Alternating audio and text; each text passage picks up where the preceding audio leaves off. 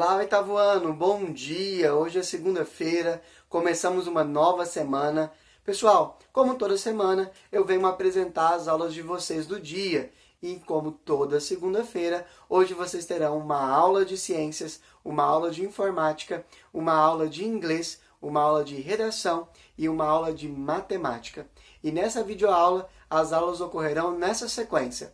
A primeira aula de ciências com a Miss Val, a segunda aula de inglês com o Mr. Steffley, a terceira aula de informática com o Mr. Gleidson, a quarta aula de redação com a Miss Cristiane e a última aula de matemática com o Mr. Matheus. Pessoal, estou deixando na descrição desse vídeo o momento exato que cada uma dessas aulas começam, caso você tenha que voltar, junto com a agenda do dia. Passem essa agenda para a agenda de vocês. Não perca esse hábito e vale lembrar daquela dica. A atividade do dia deve ser realizada no dia. Não deixe, pessoal, que a sua atividade de homework se acumule ao longo da semana. E caso você venha ter alguma dúvida, lembre-se que você pode nos procurar pelas nossas redes sociais, ok? Ou pelos nossos números já fornecidos a vocês lá no Instagram, tá? E no WhatsApp. Pessoal, e lembrando que as nossas lives, vocês precisam participar delas, ok? Além de contar a frequência, vocês sabem que nós tiramos um print ali da tela, né? Além de contar a frequência para vocês, é nesse momento que nós explicamos os conteúdos novamente, que nós reforçamos as matérias que são ministradas aqui pelo YouTube, que nós tiramos as dúvidas. Então não perca esse momento, né, de compartilhar conhecimento junto com os colegas de vocês. No mais, eu desejo a vocês uma ótima segunda-feira, bons estudos e até amanhã. Fiquem com Deus.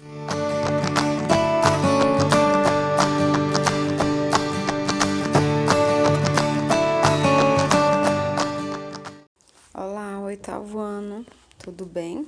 Vamos começar com vocês, né, sobre o sistema urinário, que é o nosso capítulo 8, a eliminação de excretas pelo ser humano.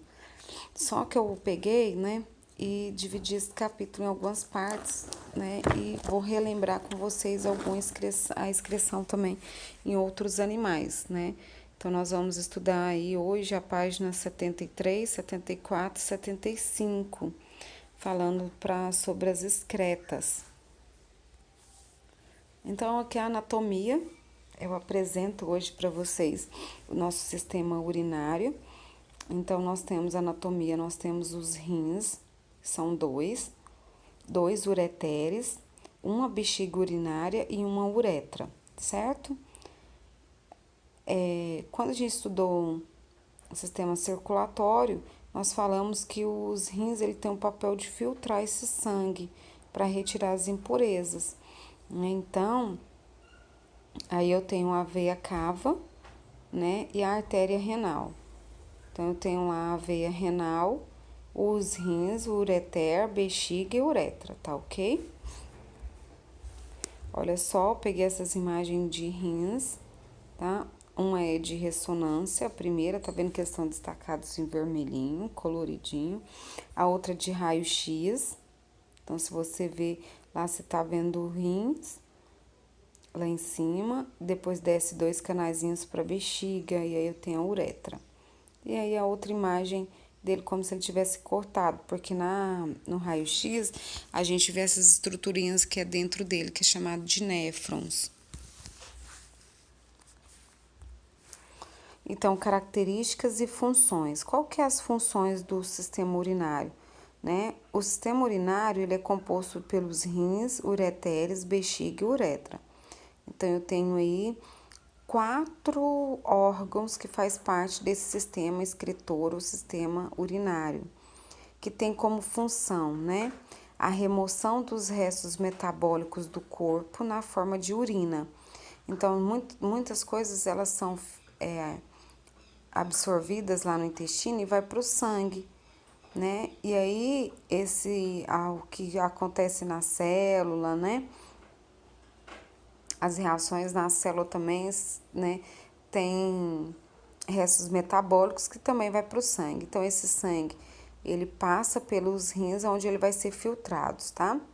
Tem a absorção de metabólitos úteis, né? Então, muitos, né, quando o sangue passa pelos rins, alguns desses metabólitos eles vão ser absorvidos, né, que são úteis, e aí ele produz as excretas, né, na forma de urina.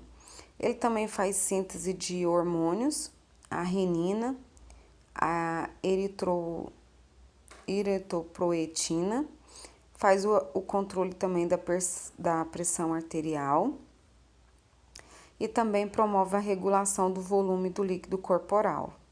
Além disso, também, ele faz a regulação do equilíbrio ácido-base.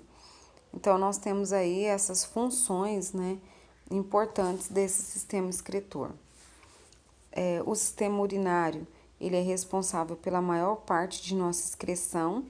A principal substância excretada pelo nosso sistema é a ureia, que ela é formada por gás carbônico e amônia. Por isso que o xixi ele tem um cheiro característico por causa da presença da amônia. E é gerada como produto do metabolismo de compostos nitrogenados, os aminoácidos. Aqui eu estou mostrando só uma urina, né? Ela tem 2 orifícios uretrais, né? Que vem dos ureteres. Então, ele tem um músculo, né?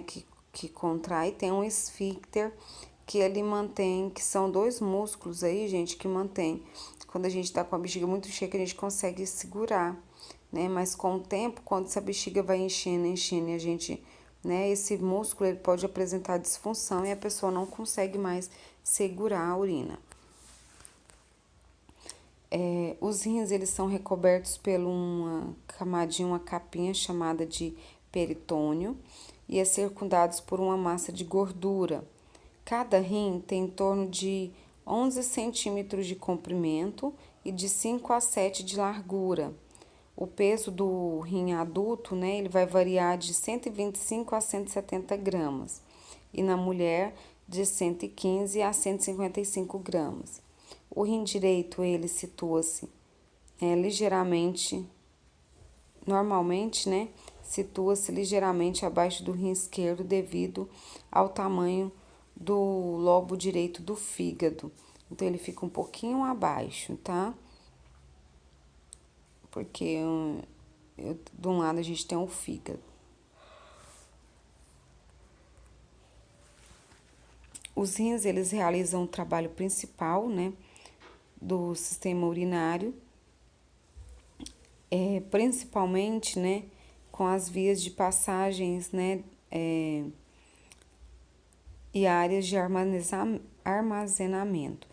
A filtração do sangue e a formação da urina, então, contribui para a homeostase do corpo.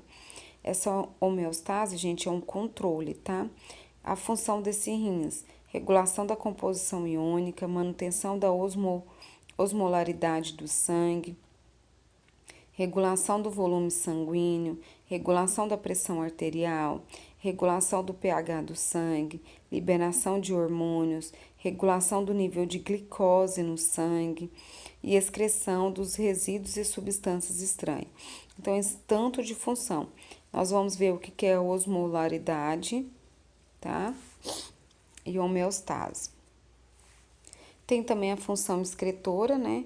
Que o sangue, ao circular pelo corpo, ele vai recebendo as substâncias tóxicas e essas impurezas, elas têm que ser expulsas do organismo. Então, passa pelo rim, o rim filtra e vai eliminando. Como o dióxido de carbono ou o gás carbônico, né, é uma dessas substâncias tóxicas, né, aí ela vai ser filtrada e eliminada. Por isso que a gente tem a ureia, né, que é o produto dessa excreção. E algumas outras substâncias que vão ser dissolvidas na água, né, e continuam no sangue e vão constituir a urina e o suor. Então, a função urinária, né, e a transpiração, elas são as 2 funções excretoras, é a forma de excretar as substâncias não utilizadas pelo nosso corpo. Destaco novamente para vocês o sistema urinário. Rim é onde o sangue ele é filtrado e forma a urina. Ureteres, que são 2 tubos que vão conduzir a urina dos rins para a bexiga.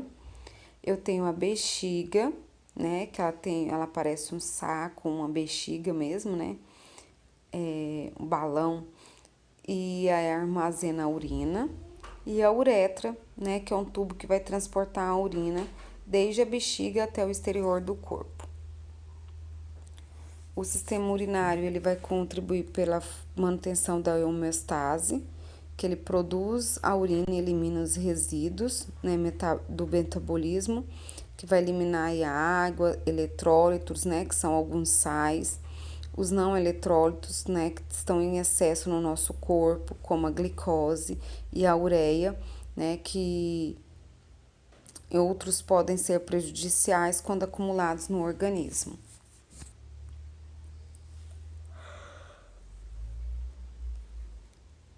O livro de vocês, ele traz lá na página 74, ele fala sobre a importância da excreção, né?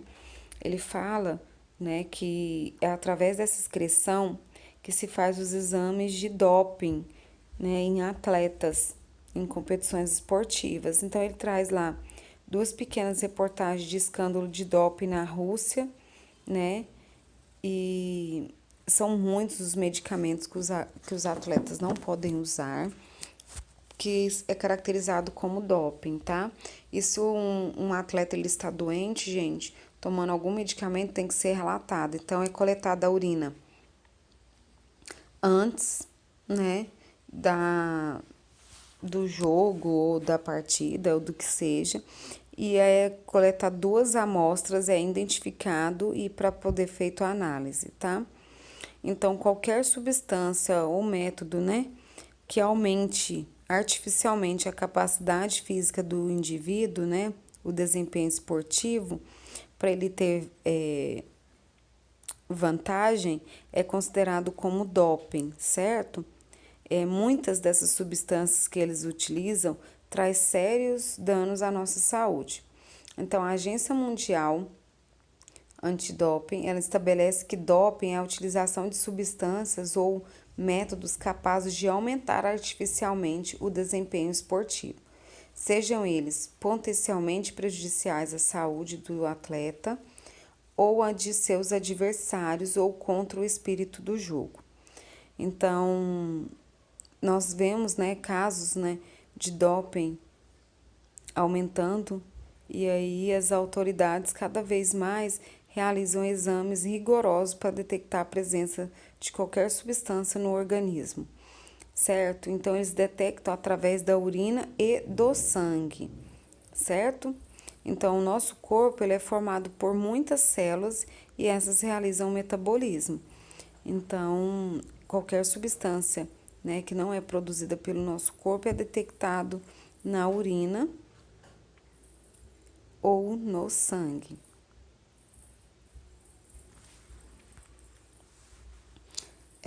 Quando é realizado o exame antidoping? Ele é realizado por meio de um exame de sangue ou de urina do competidor e mediante após o término de uma competição. Gente, ele é coletado duas amostras, tá? Eles pegam um antes e um depois, tá? Para não ter perigo da pessoa ter usado durante um treino ou alguma coisa.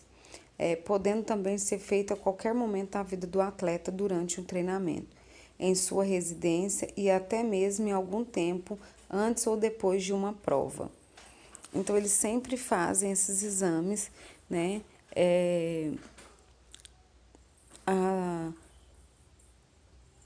O doping na urina, né? Ele é feito para verificar se tem alguma coisa presente no sangue e na urina para ser eliminado. Então, nós temos aí na página 74, ele vai falar um pouquinho também sobre esse doping, né? Sobre a formação dele e como ele vai parar na urina, tá bom? E aí, a atividade para casa vai no livro, página 91, 92 e 93, e as correções serão pela live da próxima semana. Então, quando fazerem, na verdade, nós vamos fazer isso para quem quer mais essa semana, e na live da semana que vem, que as nossas lives são toda segunda, eu farei a correção total, né? de todos os exercícios. Essa, para quem quer mais, é uma revisão dos capítulos anteriores para vocês fazerem, certo? Eu sugiro que faça, né? E aí na live eu vou pedir para mostrar essas atividades feitas, ok? Beijos para vocês, até a próxima aula.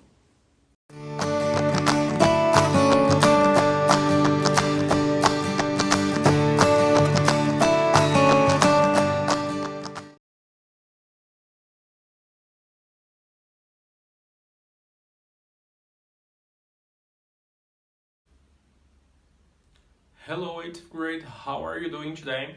Então, galera do oitavo ano, lembra que a gente começou a trabalhar com countable and uncountable nouns? Com countable and uncountable nouns. Substantivos contáveis, countable, e incontáveis, uncountable. Em inglês, a gente faz uma mistura total relacionada a esse tema. Mas vamos entender devagarinho e aí, com o tempo, a gente vai pegando o jeito, até memorizar. Porém, tem que tentar memorizar, ok? Porque se a gente tem dificuldade e não tenta, aí já é um outro problema e um problema bem mais grave, porque eu não vou lembrar para a prova, eu não vou lembrar para o trabalho, nem para o próximo ano. Porque geralmente a gente aprende um conteúdo num ano para usar mais ainda no próximo. Então, vamos manter isso aqui na cabeça, certo? Beleza. O countable and uncountable nouns de português, ele é totalmente diferente do português, do inglês, perdão. Então eu vou ter que analisar ainda mais por conta disso. Como assim? Basicamente, a regra em inglês do countable and uncountable é o seguinte. Eu vou dividir em plural and singular. Plural, se tiver plural, é contável. Se não existir o... Se não existir o plural, ok? Aí não é contável. Se existe só uma palavra, não tiver S, ES e ES, é porque ele não é contável. Vamos entender melhor então nos exemplos, porque até eu baguncei minha cabeça aqui agora. Bora lá. Pair e pairs. Aqui ó, singular, eu troquei, né? Não coloquei singular antes. Pear é pera, fruta, pera. Eu consigo passar pera para o plural? Sim, eu coloco o S ali, eu sigo minha regrinha, ok? Que eu aprendo desde o sexto ano, ok? Que a gente está usando o mesmo livro, então eu espero que vocês lembrem pelo menos um pouquinho. Quem não lembra, volta lá no livro do sexto ano, que tem o livro do sexto ano, dá uma pesquisada, dá um Google aí para vocês relembrarem o conteúdo. E aí eu tenho aqui, ó, pairs, é o plural. Ou seja, eu tenho uma pera, duas peras, três peras, quatro peras. Ok, é contável, não é? Uma, duas, três, eu consigo contar. E aí me vem sugar, açúcar. Mas peraí, não existe sugars. E agora? Então significa que sugar não é contável, ele é um substantivo incontável. Mas por que sugar é incontável? Quando você vai tomar café, açúcar não vem em grão? Você toma café e fala para a pessoa, coloca para mim 3 grãos de açúcar no café. Eu quero 150 grãos de açúcar no meu café. Ninguém fala isso. Não existe. Ninguém cata grão de açúcar. Ninguém cata grão nenhum, pra gente falar a verdade, né? Então é isso que eu tenho que entender. Então eu tenho unidades de medidas e os meus substantivos, minhas coisas. As minhas coisas, geralmente, em algumas situações, não são contáveis, a não ser que eu utilize um objeto para gerar uma unidade de medida, que a gente vai entender aqui agora. Então é o seguinte... O que a gente considera uncountable, incontável? A gente começou a ver os alimentos, porém a atividade proposta para essa aula de hoje, que vai estar lá no Google Classroom, ela traz mais do que alimentos, traz um monte de noun, um monte de substantivo diferente. A gente tem liquids, líquidos em geral são incontáveis, eu nunca conto líquido, ok? Eu não tomo 2 Coca-Colas. Ou eu vou tomar tipo litros ou garrafas, mas nunca Coca-Colas em si. Ok? Isso acontece com café, com qualquer coisa. Líquido a gente não conta. Alright? Grains, grãos, a gente não conta. Arroz, a gente não conta feijão, certo? A gente não conta açúcar, não conta café. Por quê? Ninguém fica contando, certo? Eu não vou comer arroz e vou falar assim, hoje eu quero comer 5 grãos de arroz. Então, são colheres, ok? Panelas de arroz, sei lá. Mas nunca grão, alright? feelings, sentimentos. A gente não pode contar amor, a gente não pode contar tristeza. Ah, hoje eu tô 3 tristezas, eu tô triste 3 vezes. Não existe isso. Categories, categorias. Como que são essas categorias? Por exemplo, eu tenho a categoria music, música. E para eu falar, eu gosto daquela música, eu gosto daquela canção. Então em inglês a gente tem a palavra music, que é a categoria música, e song, que é a palavra canção. Ou seja, a gente tem várias songs dentro de uma music, categoria. A gente não conta, ok? As categorias na maioria das vezes. Então eu posso contar songs, mas eu não posso contar music. Entendeu? Como é que funciona? Categories foi agora some solids, alguns sólidos, por exemplo, queijo. A gente não conta queijo em inglês, assim como a gente pode contar em português, entre outros aspectos que a gente vai vendo aí com o tempo. Então foca aí. Esses são considerados uncountable, tem vários, ok? Então dá uma analisada aí. E a gente tem measurement units. Então as unidades de medidas que proporcionam a oportunidade de contar os incontáveis. Então bagunça a cabeça aí não. Quando eu tenho uma unidade de medida, significa que eu estou trabalhando com quilos, pounds, ounces, inches, liters, cups, spoons, ok? Ou eu posso estar trabalhando com pieces, slices, pinches.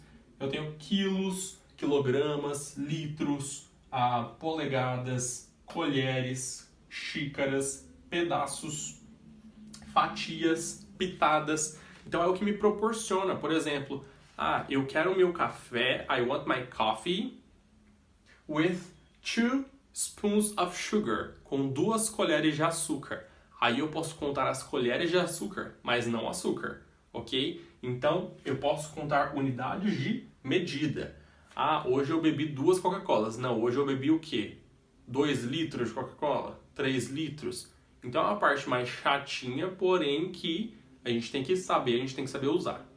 O exercício do Google Classroom vai propor justamente isso. Vocês vão ter um box full of nouns, um box cheio de substantivos. E vocês têm 2 pots abaixo. Então vocês têm que completar esses pots e preencher esses pots com todos os contáveis que tem no quadro acima, né, dos substantivos, e os incontáveis. E depois pede para vocês fazerem a tradução de cada um dos substantivos lá do quadro acima.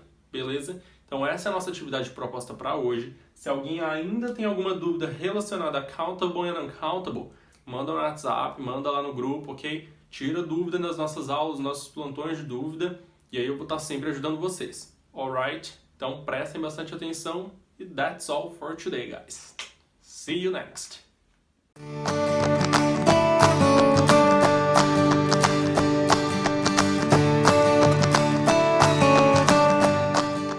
Olá, queridos alunos, bom dia, boa tarde, boa noite, dependendo aí do horário que vocês estiverem vendo esse vídeo. Acho que bom dia, né? Vocês são alunos bem aplicados. Acho que quando acaba a live aí vocês vêm correndo assistir a videoaula. Mas quem também não assiste de manhã, assiste à noite.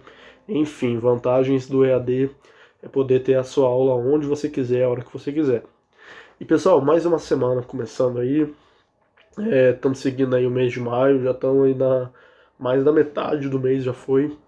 E eu trouxe mais um conteúdo, né, pra gente trabalhar nas aulas de informática, para ser mais preciso nas próximas 2 aulas de informática, essa e na próxima, que é um tema, uma discussão, que alguns alunos já tiveram essa discussão, outros ainda não. Foi bem quando começou o período da pandemia, e aí já houve a necessidade da quarentena. Então eu trouxe porque é um tema legal, um tema interessante de saber, e é um tema interessante de ser relembrado, para quem já viu, e sempre entender, né, que é o tema do surgimento do computador, da tecnologia do computador, sempre entender aí de onde veio, para onde foi, e ao longo aí das aulas a gente vai fazer um comparativo de como começou e aonde nós estamos agora, o que nós temos agora e aonde nós podemos chegar com o andamento aí da tecnologia. A tecnologia ela não para, os cientistas aí, o pessoal, a galera está sempre aí tentando fazer aparelhos mais modernos, modelos novos de celular, de televisão, de computador. Então a tecnologia ela nunca está estagnada, ninguém nunca está satisfeito, e isso é bom, a tecnologia tem que ser evoluindo. Afinal de contas, se a tecnologia não evoluísse, a gente não teria aí esse sistema de ensino EAD, eu não teria câmera, internet e tudo isso. Mas nem sempre foi assim não, tá? Nem sempre houve esses celulares super modernos, esses computadores ultra potentes. O começo foi bem básico mesmo, e eu vou explicar para vocês como que, como que surgiu o computador, o para quê e o porquê. E começa com aquela clássica historinha do Era uma vez, da necessidade do homem de contar.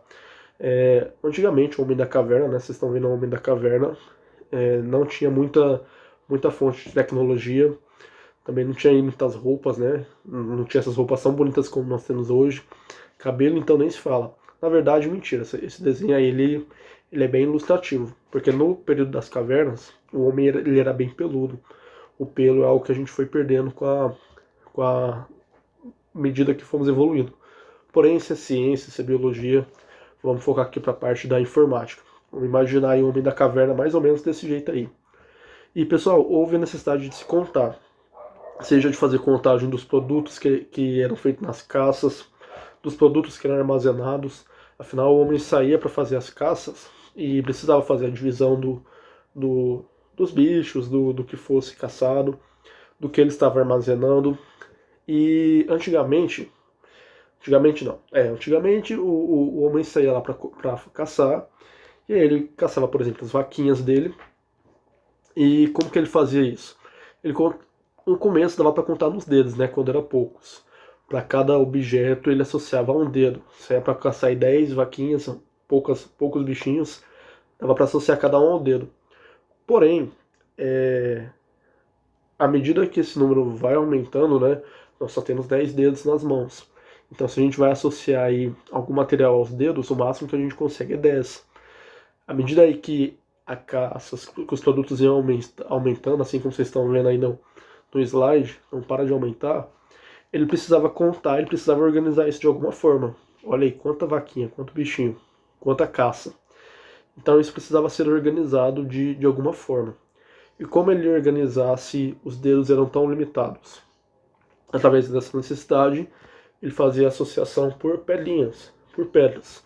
Para cada pedrinha, ele fazia uma associação a um produto. Então, estamos dando exemplo aqui de vaquinhas.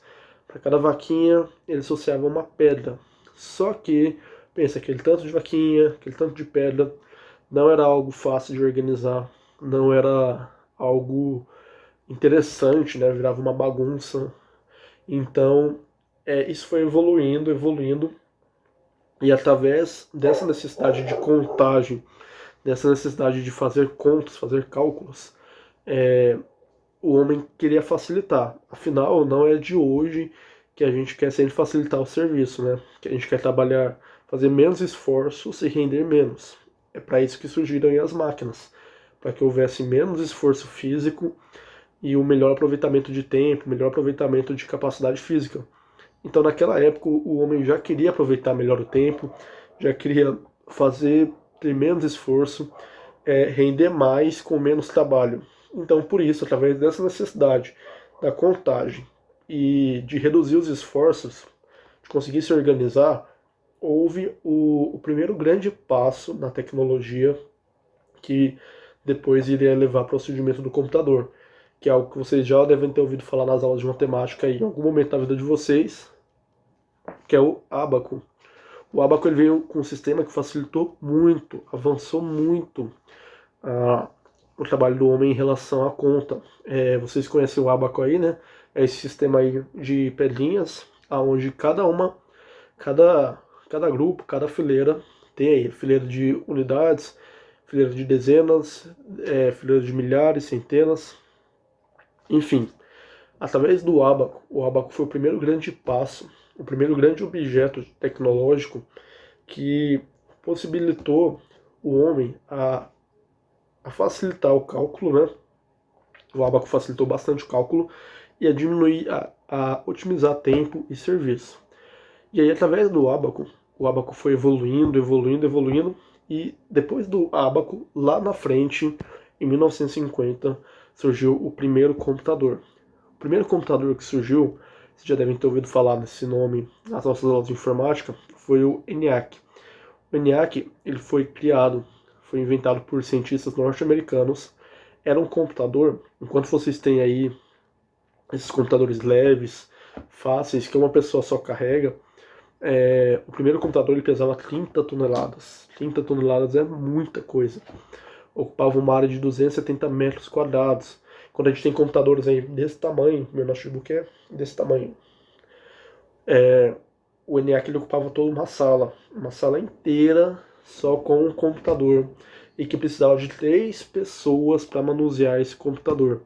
E o ENIAC, tudo que ele fazia, a maior potência dele, eram fazer cálculos, fazer continhas, contas que hoje a gente faz com uma calculadora de celular, uma calculadora minúscula. Então, o ENIAC foi o primeiro computador que surgiu através dessa necessidade. Olha aí as características dele, o quanto ele era grande, o quanto ele era pesado e o quanto ele era complexo para no final fazer operações simples, mas que naquela época representou um grande avanço. Até na aula de hoje eu vou só até essa parte aqui, que é a apresentação do ENIAC. Próxima aula eu vou mostrar para vocês fotos do ENIAC, como era esse computador, o primeiro computador, né, que nós tivemos em 1950. Vou mostrar. E aí a gente vai fazer um paralelo também da tecnologia, dos primeiros computadores até os computadores mais modernos. E próxima aula tem tarefinha, tá? Já uma tarefa também no final da aula, já para valer como nota também, para a gente compor a nossa nota. Tivemos algumas atividades aí ao longo do semestre, né? Do bimestre, na verdade. E aí, próxima aula a gente tem uma atividade no final. Então é isso, pessoal. Na aula de hoje vou até essa parte aqui, para explicar para vocês por que surgiu o computador, apresentar o primeiro computador. Próxima aula a gente continua. Qualquer dúvida, vocês têm o nosso contato aí nos grupos de WhatsApp dos pais. Podem procurar, podem tirar as dúvidas que vocês tiverem. E espero vocês na semana que vem, para a gente fechar esse assunto e já passar a tarefa de vocês. Se cuidem e tô morrendo de saudade de vocês e espero ver vocês o mais breve possível, que tudo isso passe logo, né, pra gente poder ter nossas aulas presenciais, poder abrir nosso computador, como foi prometido. E é isso, pessoal, boa semana, continuem os estudos, qualquer dúvida nos procurem, tá bom? Um forte abraço, tchau, tchau.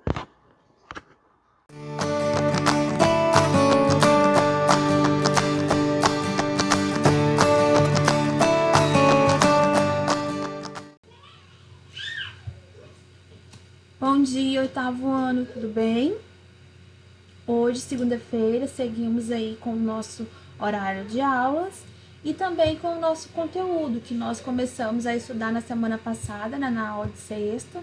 Nós falamos aí um pouquinho sobre jargão e hoje eu estou seguindo aí, né, essa linha aí de variação linguística e resolvi acrescentar aí também a questão da gíria. Então, hoje nós falaremos aí sobre jargão e sobre gíria. E temos também alguns exercícios, né, uma lista aí de exercícios que está disponível no Classroom. Uma lista complementar aí com exercícios, tá bom? Então vamos entender um pouquinho qual que é a diferença de jargão e gíria, né, exemplos, vamos, né, colocar como que eles são colocados aí no dia a dia, né, como que eles aparecem aí no nosso contexto. Primeiramente, vamos entender aí o que é um jargão. Então, o jargão, ele significa uma linguagem pouco compreensível, destinado grupo profissional ou sociocultural. O termo, né, jargão, ele é originado da palavra jargon. Jargon é uma palavra francesa. Então, o que nós sabemos aí até então? Que o jargão, né, é um tipo de linguagem que não é tão compreensível, que ela é mais complicada de ser entendida. Por quê? Porque normalmente os jargões, eles fazem partes de determinados grupos, né, sejam eles profissionais ou socioculturais. O jargão cultural, ele representa uma distinção para quem não faz parte do meio onde é falado. Eu cito aí para vocês aí algumas áreas, né? Áreas ligadas ao direito, à economia, medicina, né? A tecnologias da informação e várias outras, né? A introdução de palavras desconhecidas ou que pertencem a outros idiomas, elas podem o quê? dificultar um pouco o entendimento aí, né, das falas, do que seja dito. Os jargões, eles são cheios de palavras difíceis. Podem afugentar, né, o interlocutor, isso porque deve ser evitado. Então, por exemplo, se na área se eu estou conversando, uma conversa informal, que não tem nada a ver com o trabalho, né, vamos supor, eu estou lá utilizando termos voltados aí para a área jurídica, por exemplo, nomes de leis, palavras que são muito específicas, por exemplo, a área jurídica, a área da TI ou outras áreas, eu devo evitar, porque às vezes quem está conversando comigo não tem acesso a essas palavras, não conhecem, não é do conhecimento, não é porque elas não querem saber, porque não fazem parte do dia a dia, nem do dia a dia, né, pessoal, e nem do dia a dia profissional. E aí onde que aparece aí, né, o politiquês, o economês, o juridiquês, né, e entre outros aí com esse sufixo "eis", que são neologismos, né, são palavras que são criadas aí para denominar essa questão dos jargões, essa criação dos jargões. Então, olha só, eu coloquei para vocês 2 exemplos aí de jargão, um que é na área da medicina e o outro aí que aparece aí na informática. Então, na medicina, apresenta uma massa cística indeterminada de septos espessos e mensurável. Então, aí nós temos, né, uma linguagem que é pouco que entendida da área, né, da medicina. Eu, por exemplo, de quase nada. Sei vocês. Então, eu não por eles, né, para o pessoal da área da medicina. Então, nós somos leigos com relação a esse tipo de linguagem. Assim como acontece aí na informática. Ó, o tuetar pode ser feito no bairro da Bold. Nossa. A mochila vem com um mouse ótico USB com scrolling de 4 direções e conexão plug-play. Também aparecem aí jargões, até difíceis de serem ditos, de serem pronunciados, porque não fazem parte aí, né, da nossa língua, né, da nossa língua portuguesa. Então, são exemplos de jargões, né, que eu coloquei para vocês, tanto na medicina quanto na informática. Então, são palavras de uso de áreas específicas, temos tanto conhecimento e tanto entrosamento, né, intimidade com essas palavras. Nós falamos ela com frequência. São os jargões. Agora, nós falaremos aí um pouquinho sobre gíria. Eu sei que vocês gostam muito de gírias, que eu já vi vocês falando várias vezes. Então, chegou o momento aí para falar sobre gírias. Então, a gíria ela é uma linguagem de caráter popular. Então, ela é criada e usada por determinados grupos sociais ou profissionais. São criadas para substituir termos ou conceitos oficiais usados tradicionalmente. Como é que funciona assim esse uso das gírias? As gírias são próprias de uma determinada época. Então, tem gíria que foi utilizada há 30, 40 anos atrás. E aí, com o passar do tempo, ela foi ficando em desuso e não foi mais dita. E foram aparecendo novas gírias, né, para substituí-las. Por exemplo, antigamente, um tempo atrás, quando você tinha interesse, assim, uma pessoa, achava alguém interessante, você falava: nossa, fulano é meu paquera, eu tenho um paquera. Hoje mudou, hoje virou crush. Bom, até onde eu sei, só né, não sei se ainda tem mais alguma depois dessa. Então, mudou-se, isso que é de 10, 15 anos pra cá. Então, você vê que a gíria, ela vai mudando, assim como a sociedade vai evoluindo, vai mudando. As pessoas vão amadurecendo e vão vir uma nova geração e acabam incorporando novas gírias. Muitas gírias, elas são utilizadas por grande parte da população brasileira e podem, né, ser incorporadas ao vocabulário oficial aí, né, ao dicionário. Agora vamos falar um pouquinho aí sobre gírias de grupo. De certa forma, todos os grupos sociais, eles possuem uma certa quantidade de palavras ou expressões que usam o seu ambiente. Essas são chamadas gírias de grupos, né? possuem gírias próprias. Por exemplo, os estudantes, os advogados, os jogadores de futebol, os médicos, os policiais, os vendedores. Então, vocês, como estudantes, por exemplo, vocês têm um estilo de palavras, e gírias e colocações, expressões que são próprias dessa faixa etária aí que vocês estão, né? Os estudantes. Os jogadores de futebol, né? Quando eles dão entrevistas, é visível, né, que eles têm um vocabulário, que eles têm palavras que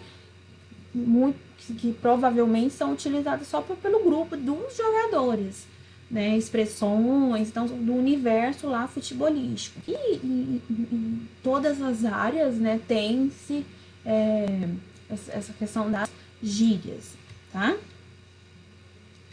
Aqui agora eu vou mostrar para vocês, aqui eu vou falar um pouquinho sobre a criação. Então, muitas gírias, elas são criadas pelos jovens e adolescentes, em função da necessidade de buscar palavras e conceitos novos. Então, tem-se essa necessidade, né, como eu falei para vocês o exemplo aí, né, do paquera e do crush. Teve essa mudança, né? Nós entramos em uma era mais tecnológica, né? Que se eu não me engano, o significado está relacionado a amor, a conquista, nesse sentido.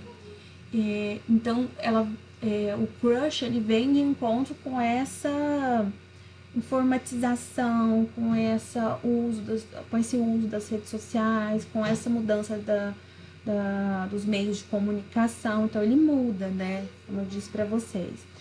E aí tem uns exemplos aí de gírias, né? Como gato e gato, mulher bonita, homem bonito, coroa, pessoa idosa, mais velha, né? Magrela, né? Bicicleta, abrir o jogo, né? O que é abrir o jogo? Contar a verdade. E aí são alguns exemplos, né? Existem inúmeros outros exemplos aí de gírias que são utilizadas aí pela população, os jovens, os adultos, os mais velhos. Cada um tem alguma gíria, tem uma história com alguma gíria, né? Que seja da sua geração ou não, tá?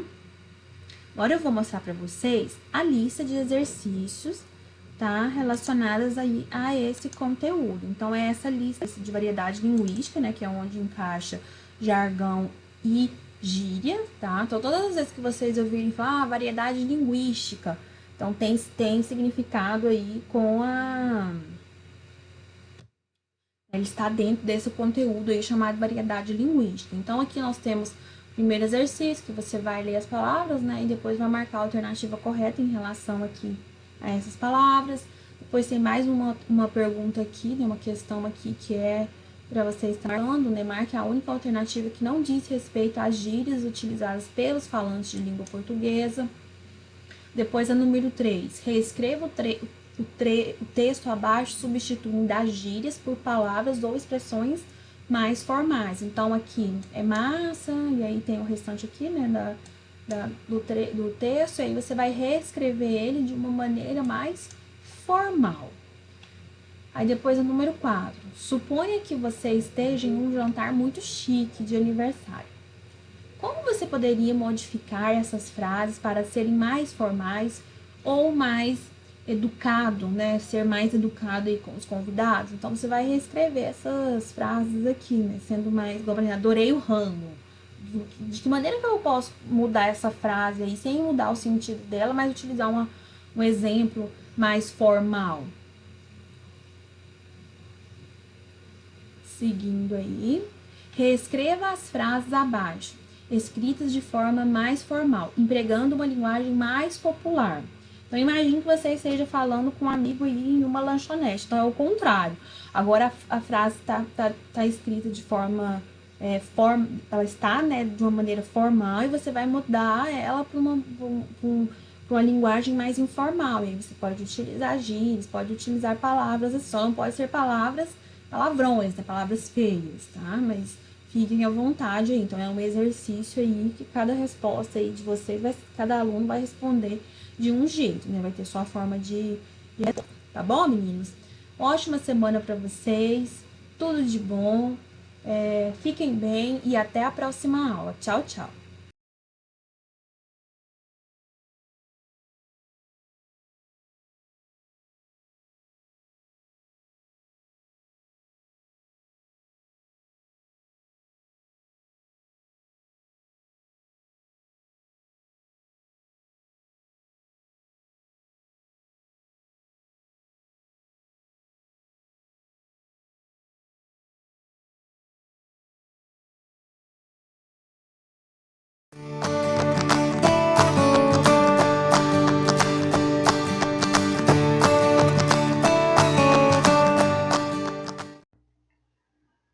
Fala galera, beleza?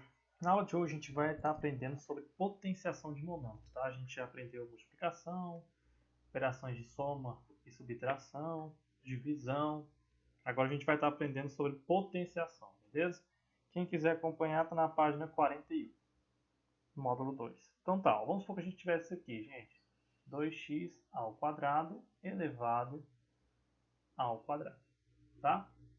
Alguém tem ideia de como a gente pode fazer isso aqui? É simples, ó. A gente vai levar o numeral, a parte numeral ao quadrado, vai ficar assim, ó. 2 elevado ao quadrado dá quanto? Dá 4, não é? Aí x, aí a gente tem esse 2 aqui, ó. E esse 2 aqui, o que a gente faz com os expoentes? A gente multiplica. Então vai ficar 4x à quarta, tá ok? Então vamos supor que a gente tivesse outro exemplo assim, ó, igual do livro aí, ó.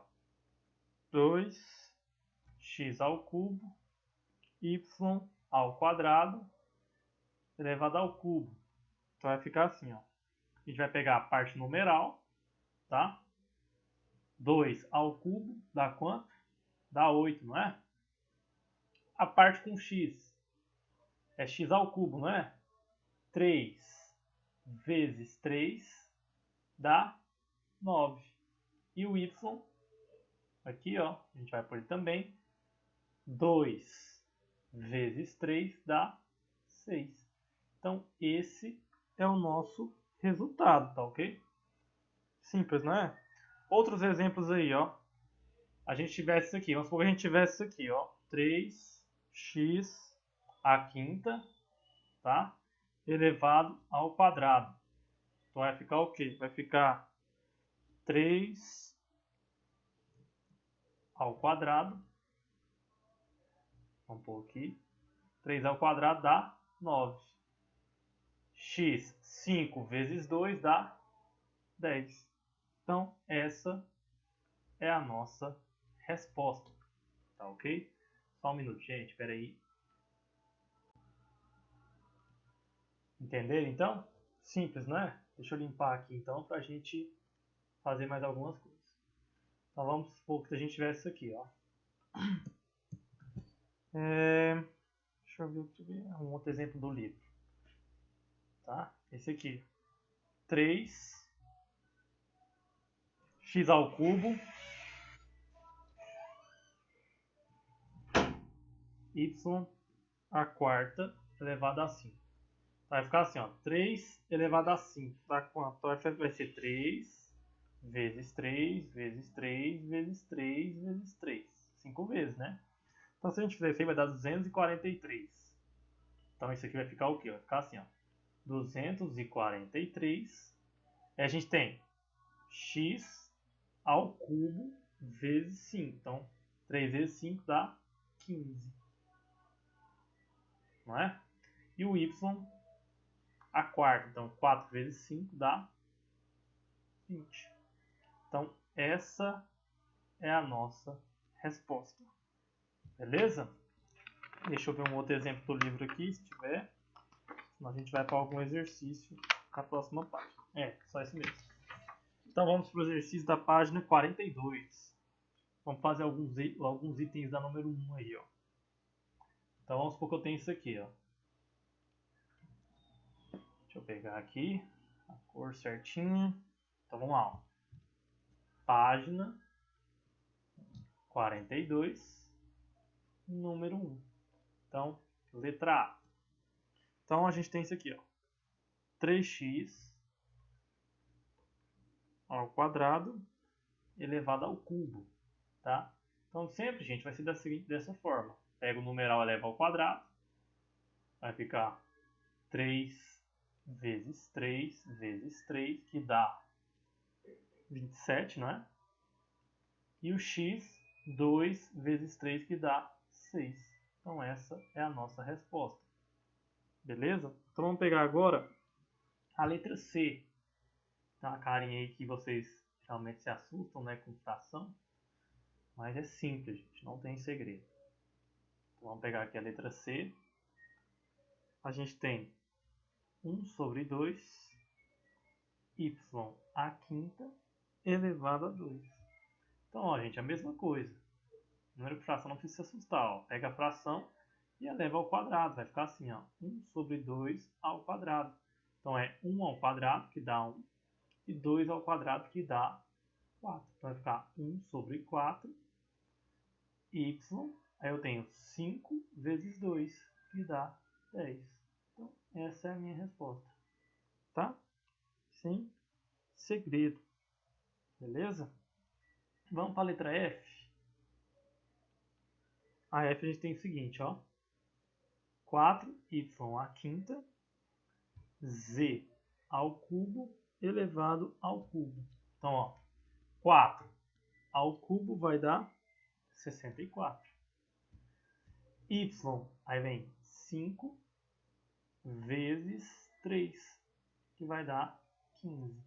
E o z, 3 vezes 3, que dá 9. Então, essa é a nossa resposta, beleza? De boaça. Então vamos aqui para um último exemplo. Vamos fazer a letra B da número 2. Tá? Então, ó, número 2, letra B. Então ele fala assim, ó, indique a área de cada quadrado escrevendo uma potenciação de monômio. Depois resolva as potências que você escreveu. Então tá, como é que é a área do quadrado? Né? Lado vezes lado. Então vai ficar assim, ó. 2, o lado dele ele já deu, que é 2 sobre 3, x à quarta, y ao quadrado, não é isso? Ó, o lado, para achar a área desse quadrado, é só eu pegar isso aqui, vezes isso aqui de novo. Né? Lado vezes lado. Quadrado não tem lado igual. Não é só isso? Isso aqui não é a mesma coisa que eu escrevi isso aqui, ó.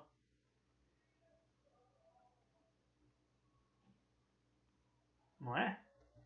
O número vezes ele mesmo, né? Ele é o quadrado. Então pronto, agora é só resolver isso aí, ó. 2 ao quadrado dá 4. 3 ao quadrado dá 9.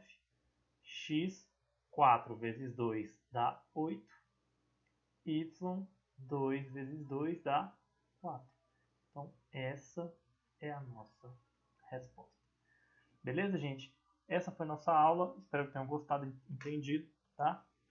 E até a próxima aula, beleza? Valeu, gente. Um abraço. Tamo junto. Obrigado. Até mais.